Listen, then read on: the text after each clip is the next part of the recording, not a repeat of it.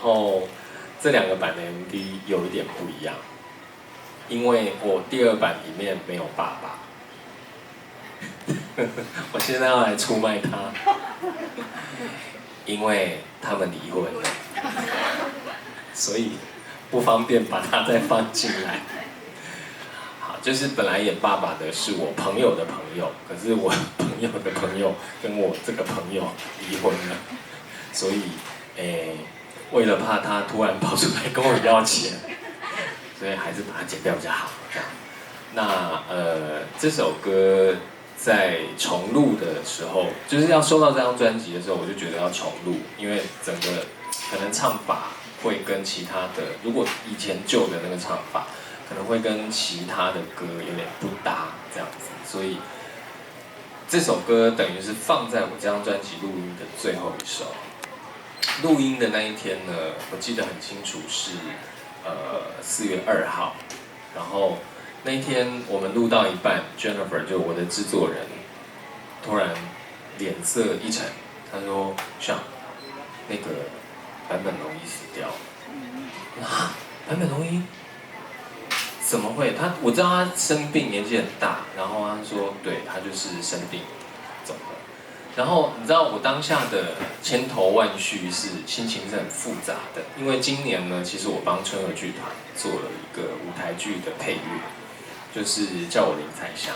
然后当时在跟郎姐聊这个戏的音乐的时候，我就跟她说，我想要做一个电影配乐一般的舞台剧配乐，因为我觉得大家都很不注重舞台剧配乐，所以你们才给我那么少的钱。你们会花几百万在舞台上，你们会花很多钱在服装上，可是你们从来不觉得舞台剧的配乐是需要被重视的。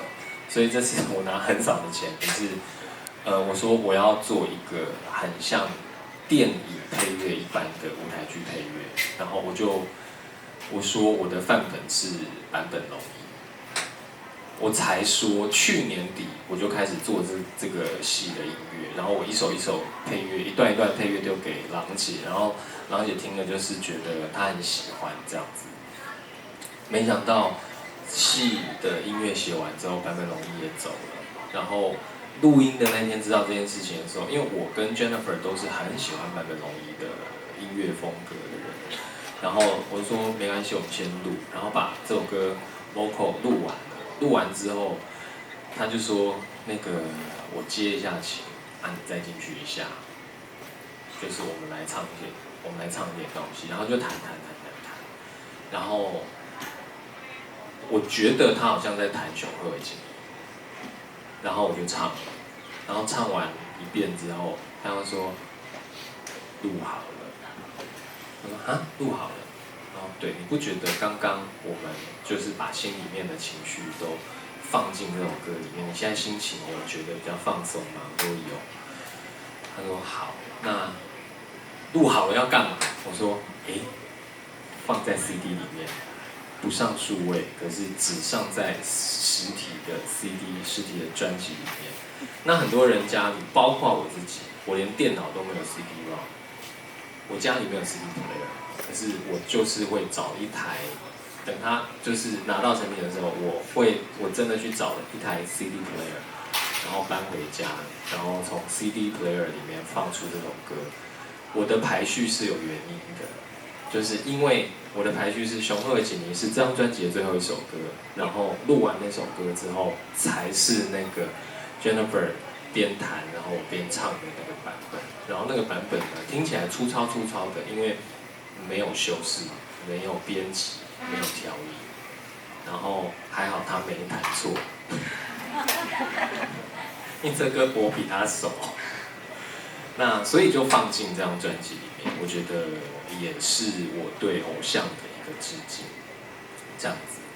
那还没有买 CD 的朋友可以买回去听听看，因为只有 CD 实体 CD 会有哦。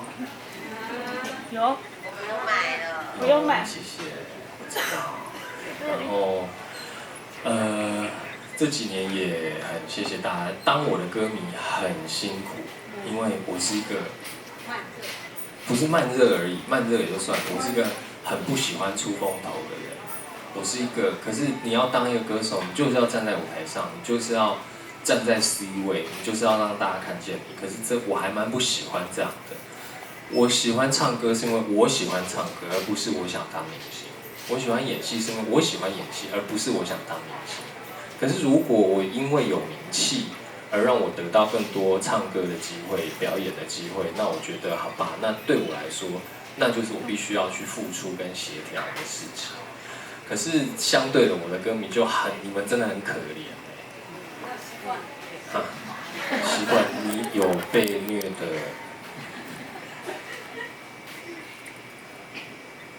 然后，可是我就是这样的个性，我也很难改。然后，我就把我的心里想说的话就放在音乐里面，放在我的表演里面。哈？做我自己就好了。好，那我先酒够了 ，whisky 才怪。好，然后我在家写歌的时候，大家都听得懂台语吗？我写歌的时候，我改三音节。写歌创作的时候，我喜欢小酌。然后，可是有些歌呢，像熊鹤锦尼那个时候写这首歌的时候，大概没有喝很多，那个大概喝2-3杯 whisky， 前后2-3杯 whisky 写出来。然后我前面还唱了那个半大概喝掉半瓶 whisky。我说半瓶就是你去外面买百富12年啊，那一瓶这样一半750ml半瓶。然后都是家己在行呢，因为这首歌旋律我写的比较久，其实这些歌都不是我当场写出来的，而是我把以前的歌翻出来，想这个好像适合，然后想说重写，就这个副歌拿来，然后前面主歌，就我在重组这首歌的过程比较久，所以这首歌喝超过半瓶。都是家己在行喝超过半瓶，好，然后但不是一天呐，不是一口气。然后这首歌，我现在要唱这首歌呢，就想说，我想要找一个你不会觉得他会出现在台语专辑里面的人。然后我认识的朋友很多，然后一开始第一个人选其实是找张旧清，可是我觉得，对啊。可是我跟 Jennifer 是觉得说这样没有惊喜，是会很有趣，可是没有惊喜。然后我就说不然找马斯卡，他说好。然后我当场就打电话给马斯卡，然后马斯卡就接了。然后我说我要发台语专辑，然后有歌想跟你合作。他说好哦。我说就这样。那你给我你的经纪人的联络方式，我请我的经纪人跟你经纪人联络一下，我们会要怎么算啊？这样，好哦。然后这首歌在写的过程里面呢，我跟马斯卡都没有见到面，是我先弹了一个版本，我说我打个点，然后我就把音乐传去给他，他听完之后有趣哦，然后就再传他修改后的版本。然后我们这样来回大概4次，这首歌就定下来了，就长这样。可是你知道这4次啊，我大概喝掉2瓶 whisky。因为你要写一首关于喝酒的歌，你怎么会不喝呢？这首歌因为马斯卡现在在拍戏，他们不在台湾，所以这首歌整个宣传期我都自己唱。但是马斯卡的精神与我们同在，他的 vocal 应该也在里面，对不对？有好，这首歌，很不像台语歌的台语歌，